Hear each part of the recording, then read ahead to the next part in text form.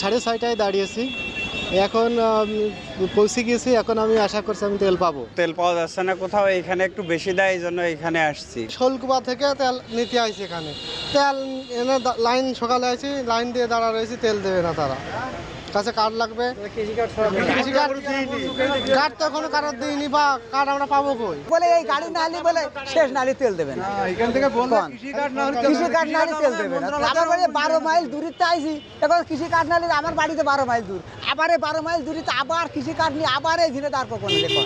মোহাম্মদ খলিল, আমি রাত 11টার সময় সেই পাম্পের তেলের অভাবে বসে আছি, যাবো হলো কুমিল্লা। উপজেলা প্রশাসন কর্তৃক এই সিস্টেমটা ডেভেলপ করা হয়েছে। হ্যাঁ, এটা মূলত এই নেম প্লেটটা আমরা আমাদের সফটওয়্যারে এন্ট্রি করি, যে গাড়ি আজকে তেল দিলাম এটা যদি আজকে আবারও আসে তাহলে আমাদের সফটওয়্যারে ধরা পড়ে যাবে, আমরা তাকে আর তেল দিব না, বরং তাকে উপজেলা প্রশাসন হয়তো জরিমানা বা শাস্তির আওতায় নিয়ে আসবে। ইভেন তাকে কি পরিমাণ তেল দেওয়া আছে, কত টাকা তেল দেওয়া আছে সেই রেকর্ডটাও ওখানে থাকছে।